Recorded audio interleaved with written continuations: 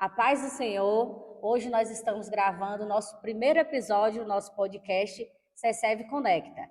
O nosso tema de hoje é renovação espiritual. Estamos aqui com nossa pastora, a nossa evangelista Janete, e aí nós queremos saber de vocês como foi chegar até Jesus. Queremos saber um pouquinho do testemunho de vocês. Conta pra gente. Boa tarde, paz do Senhor Jesus.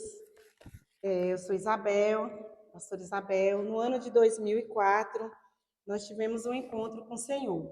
Conheci a Janete, minha irmã, uma caminhada maravilhosa, longa, e Deus fez assim algo novo na nossa vida. Nós nos encontramos através da nossa colega Ana, que trabalhava na banca, eu trabalhava na nossa pizzaria. E quando nós tivemos um encontro com Jesus, Alanes, a minha primogênita, tinha apenas 8 meses e Deus nos levou até a igreja, a comunidade evangélica Cristo, Eu e Você, no lugar onde nós nos convertemos. Tivemos um encontro com o Senhor, uma caminhada de 10 anos no evangelismo, falando da palavra de Deus, evangelizando, discipulando, e foi maravilhoso. Foi assim o nosso primeiro encontro. Janete, maravilhoso.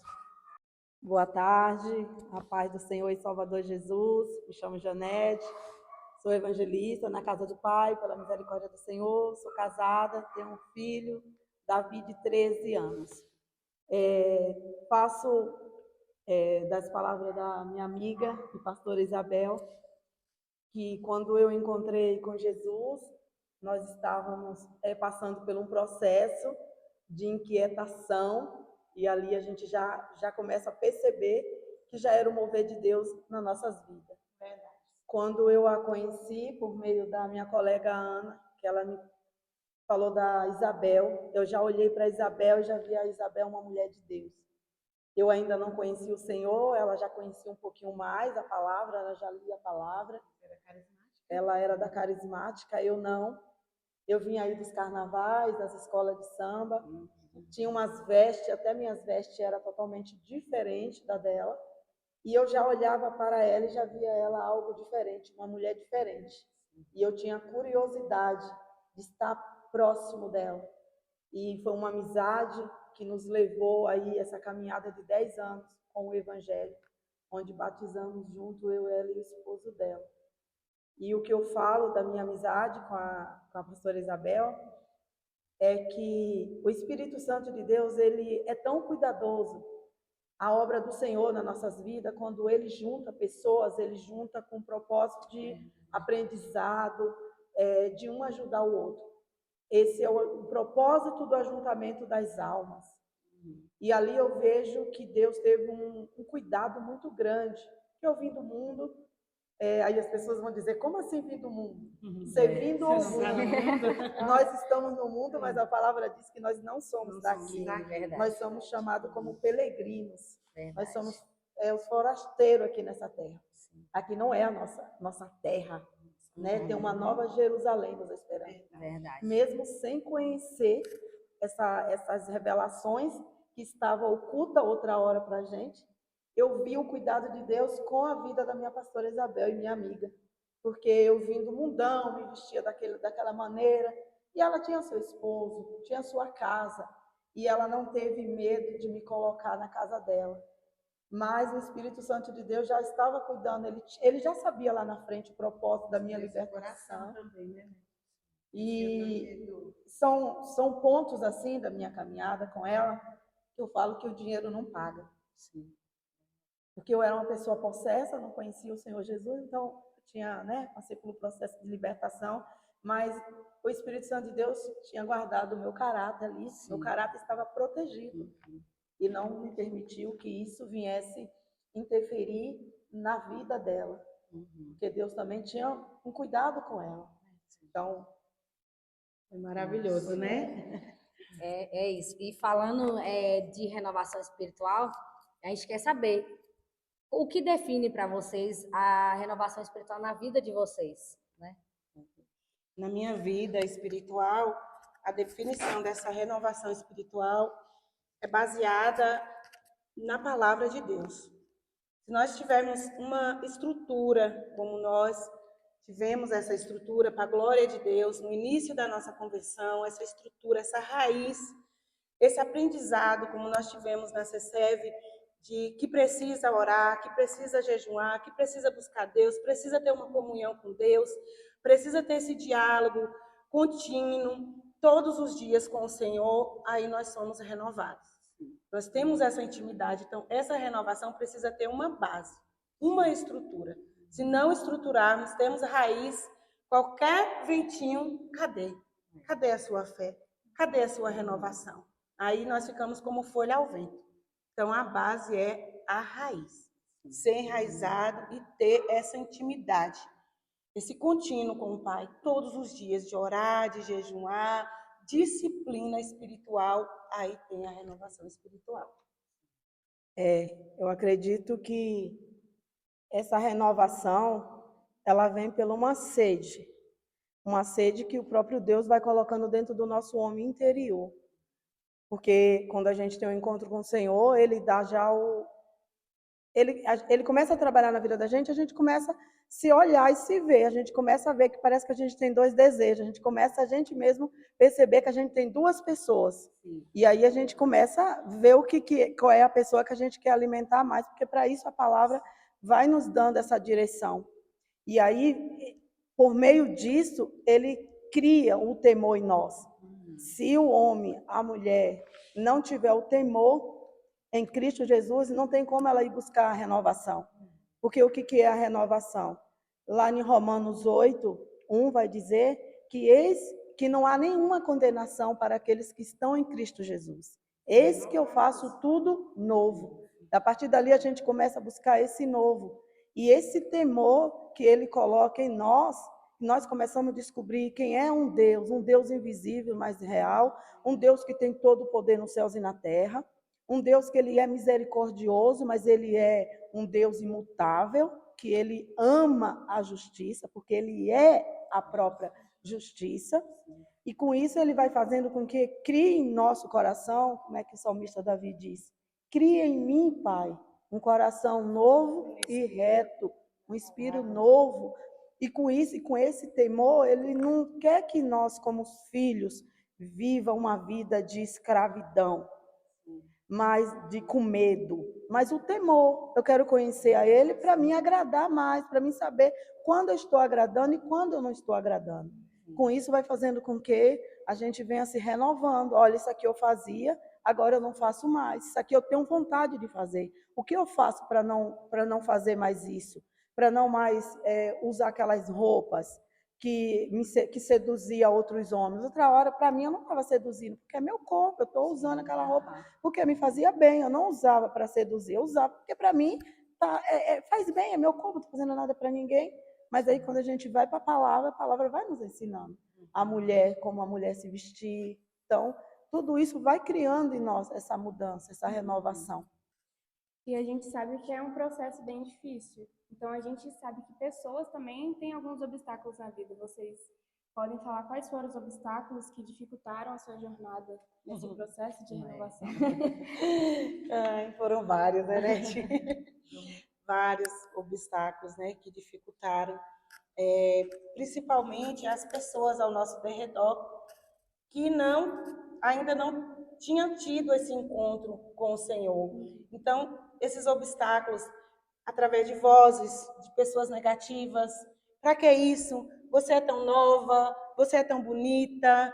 Para que você quer viver essa vida agora? Deixa para mais velho, deixa para... Eu tive muito essa dificuldade, né? Mas nada me parou diante da sede de conhecer o novo de Cristo Jesus. Quando eu ouvi a palavra que está em Cristo Jesus, nenhuma condenação há, tudo se renova, eu falei, eu quero esse novo. Eu não quero mais essa vida velha, esse sofrimento, essa angústia, essa tribulação na minha mente, na minha alma. E aí eu tive essa força de vencer. Essas vozes, né? Essas vozes de pessoas próximas falando para mim, não, para que isso? Agora não, você é muito nova, você é bonita e vai viver a vida. E graças a Deus, com o Senhor Jesus eu consegui. Eu para mim, foi dos desafios, dos maiores obstáculos foram as pessoas ao meu derredor. Porque o Senhor me chamou, eu não negligenciei o chamado, eu aceitei de corpo e alma e espírito, me entreguei. E quando elas olhavam para mim e via falar, meu Deus, agora a Bel era assim, agora hoje ela é assado. E você também foi a primeira na família a ser? Foi a primeira de 12 irmãos. 12, eu fui a primeira. Então foi muito difícil para mim. Eles vinham, meus irmãos vinham em casa, falava para mim. A minha mãe, que já dorme em Cristo Jesus, também falou. Foi um dos maiores desafios. Ela estava conosco, cuidando de Alanis com 8 meses, e falava para mim, olha, se virar crente, me esquece como mãe. Mas era maior o chamado. Era maior. E eu lia a palavra para ela, chorava, falava, mãe, não dá mais para voltar atrás. Eu sou uma nova criatura em Cristo Jesus. E venci esses obstáculos. Orando, jejuando, lendo a palavra, eu venci. Graças a Deus estamos aí. Há 19 anos, né, Nete? Já 19 anos, para a glória de Deus. Falar de obstáculos, nós temos um que é cultural, que é a gente vem de uma cultura, de uma religião, que a gente nasce, que a gente vai dizer católico, e agora para desconstruir, a desconstruções exige muito da gente, como eu falei, dessa sede de algo que você já experimentou. Então, é uma luta dessa renúncia, mas os obstáculos vêm, como a pastora falou. A minha família, minha mãe, quando eu tive aquele encontro com o Senhor, toda feliz, achando que as pessoas também vão ficar felizes com a gente. Mas é porque não entende. E quando eu fui falar com a minha família, logo disseram, logo você, Janete, que a gente admira tanto, que a gente sempre confiou, a gente sempre te admirou, a gente sempre te via como uma mais assim, e agora, como se eu tivesse feito uma atitude errada, como algo errado. E aquilo me deixou, eu fiquei muito triste com aquilo, porque eu vi que eu já estava numa vida de sofrimento, tive um encontro com Jesus, eu também estava passando os meus obstáculos, que era a sensação que eu tinha é que eu estava nos Estados Unidos, sei lá, em Paris, aonde, num país assim que fala uma língua totalmente diferente, né? Na Suíça, que eu tinha vontade de ir para a Suíça, eu falei, será que eu caí na Suíça? Cheguei eu agora lá na Suíça, estou lá. Porque você começa a ver, por isso que eu falo que a gente percebe. Eu começava a ver que eu estava no mesmo lugar, no mesmo estado, mas com algo diferente. E agora me sinto só de novo. Achei que fosse falar, ai, parabéns. Eu já estava brigando com aquilo.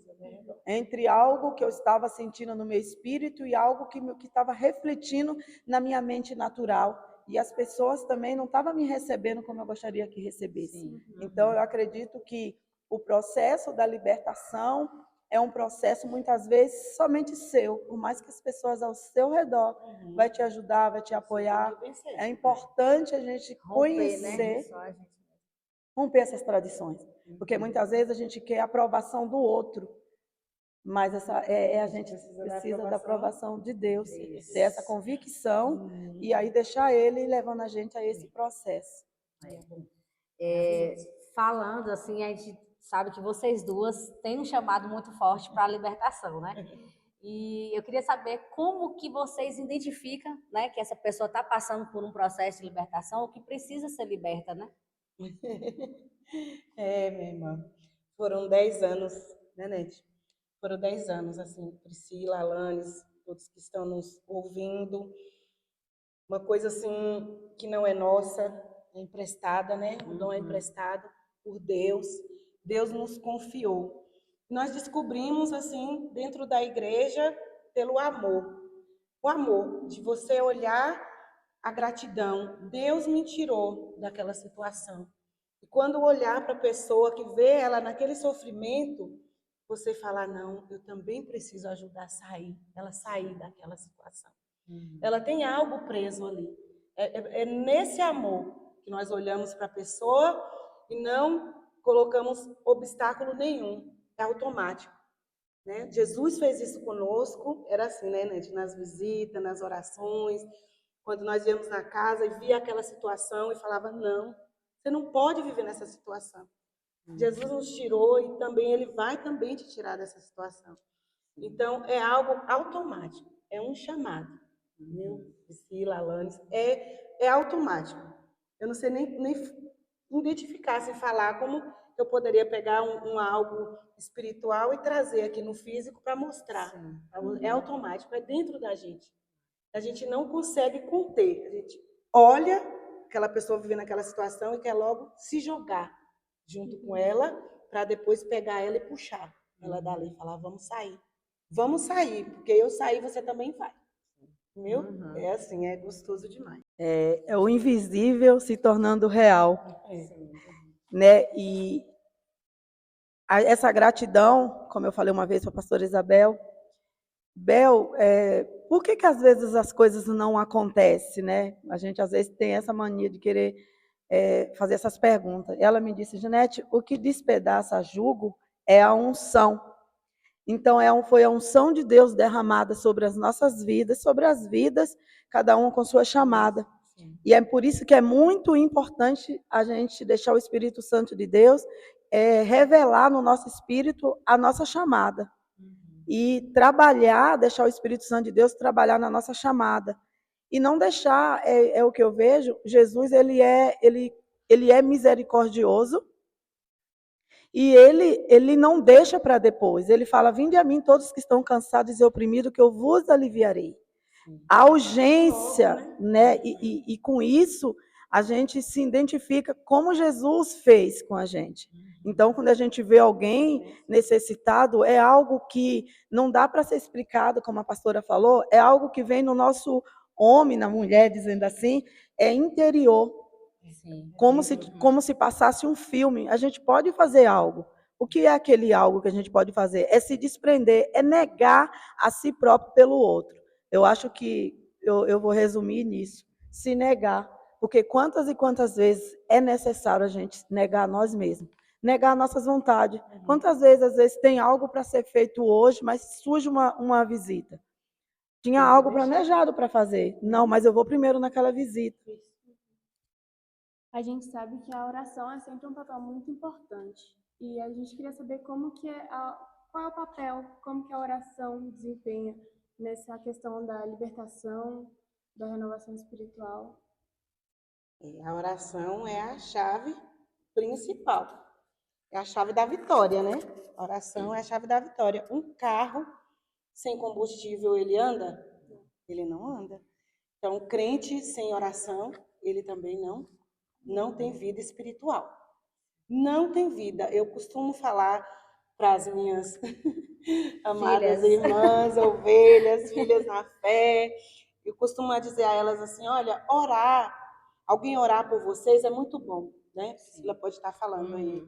É muito bom alguém lá orar por você, se dispor, a mamãe orar, a pastora orar, todos orarem, mas você precisa ter o seu momento de oração. Ter essa intimidade, né? Precisa ter essa intimidade, essa disposição.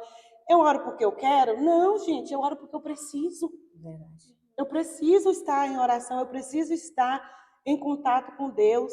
Eu só tenho esse contato com o meu Pai através da oração. Não tem como não orar. Precisa, tenha a disciplina de orar. Eu não estou dizendo orar pelo café da manhã, pelo almoço, pela janta, para dormir. Amém, Jesus, obrigado e tudo bem. Não. Eu estou dizendo ter um horário de orar. De dobrar o joelho e falar com o Pai. Esquecer de tudo e falar, meu Pai, esse é o nosso momento de oração. Esse é a nossa horinha. Viu? É necessário. Sem oração não tem como ser renovado. Falar da oração é um alimento. E este alimento eu falo que é aquela pessoa que não gosta de comer o tempo todo com um prato pronto, né? A gente quer ir lá naquela cozinha e fazer o seu próprio alimento. E essa oração, ela não precisa ser e não é para ser algo forçado, algo que não traz um prazer. Precisa ser algo prazeroso. E quando a gente começa, por isso que ter intimidade com o Senhor. Tirar Jesus do nome, o nome Jesus, tirar Jesus das letrinhas que a gente olha aqui e tirar ele e trazer ele para a sua vida íntima, para você sentir ele. Mas não é um sentir, quer dizer, não sentir um arrepio, não é isso. É por meio dessa busca, a gente vai tendo essa experiência com ele. Quando a gente chega para orar, para falar com ele, você tem a certeza que seu pai está ali com você, te ouvindo, e é algo que se torna algo mesmo prazeroso. É a intimidade, né? Quando a gente se coloca para orar. Como ele mesmo disse, que todas as vezes, ele sendo Deus, ele sempre orou. É uma conexão. A oração é não se desligar do Pai. Porque Jesus, sendo Deus, ele disse que ele não teve por usurpação ser Deus. Ele sempre foi perguntar para o Pai o que ele deveria fazer. Então, quando a gente também tem a oração, é um diálogo, é perguntar o que eu vou fazer? Está certo isso que eu vou fazer? E se alimentar e ouvir mesmo ele falar. É algo assim que a gente precisa ter essa experiência com ele. Não tem palavra para dizer o que é a oração. A oração é intimidade. A Alane está vivendo agora um momento, é recém-casada, né? Está fresquinha. O que ela quer agora? Qual é o momento dela? É intimidade só ela e o seu esposo. Sim. E nós somos chamadas também como noiva do Senhor. Sim. E o noivo e a noiva precisam ter intimidade, os seus momentos de intimidade. Não podemos distanciar essa intimidade. E Deus, no meio da oração, ele vai falar no coletivo, mas ele quer falar, ele quer ter o particular de cada um também. Sim. Desenvolver esse momento com a gente. Porque tem coisas que o Senhor quer falar comigo, com cada um de vocês, com vocês também que estão nos ouvindo, que vai nos ouvir, que ele não revela o segredo dele para qualquer um. Tem coisas que ele quer falar no particular. Tem que ser no secreto, né? Nesse secreto. Então, entre no quarto, feche a porta, né? A importância de valorizar a oração. E eu digo mais, que quando nós vamos orar, às vezes, que faz parte do processo, lá vai eu orar mais por fulano. Glória a Deus que toda vez que a gente vai orar, a gente tem alguém para apresentar ao Senhor. Sim, e que a oração não seja algo chato, seja algo prazeroso. Falando, né, sobre a oração, a gente sabe que tem que ter essa busca, ter essa intimidade. E assim, mas muitas vezes vem o desânimo, né? E assim, vem os impedimentos. Eu falo por mim, né? Eu passei por um processo de libertação e ainda estou passando por muitas coisas assim. E assim, às vezes eu tenho uma dificuldade muito grande de ter essa busca, de ter esse secreto. Às vezes começa, mas para, desanima, né? Não tem constância. Então, assim, o que fazer para romper, né, com esse desânimo, com esses impedimentos, assim? Por isso, Pri, Alanes, todos que estão nos ouvindo, da minha parte aqui, vou falar um pouquinho. Por isso que eu falei do início, da nossa rotina inicial da nossa conversão. Dessa estrutura, porque quando aqui você falou, né, desse desânimo, dessa vem, vai, para, dessa constância, né, como o elevador sobe e desce. Aqui em 2 Coríntios 4,16, quando diz assim, por isso não desfalecemos, mas ainda que o nosso exterior, que é o de fora, se corrompa, o interior, contudo, se renova dia em dia. Por isso que eu falei, né, desse nosso início. Se nós iniciarmos, estivermos essa raiz, essa estrutura, essa base, biblicamente, na nossa igreja, no nosso pastor, se alimentando direitinho, quando vier esses desânimos, esse desejo de parar, a nossa carne, o nosso físico, ele está o quê? Cansado, abatido, dependendo da nossa caminhada, dos obstáculos que nós vamos passando, das coisas que vêm em cima, né, da nossa vida. E o físico vai desanimando, vai esfriando, mas o nosso interior, o nosso espiritual precisa estar renovado. Precisa estar fortalecido, para não desanimar e não parar. É claro que diante da nossa caminhada, da nossa luta, da nossa peleja, nós precisamos descansar de vez em quando, né? Parar um pouquinho, estou cansada, mas continuar, voltar. Nós precisamos saber que o nosso interior, ele está renovado dia após dia. Amém. Tá bom? Tem que ser o nosso interior, de dentro. O de fora, olha ali, todo mundo olha e tá, olha que linda, tá perfeita. E dentro, como é que está? Verdade. Tá? Precisa do interior para não parar e ser renovado a cada dia. Amém. Por coincidência, hoje as duas, ao sair, estávamos buscando o mesmo versículos. Então, como ela já leu, né, vou ficar com Romanos 12, 2, que o apóstolo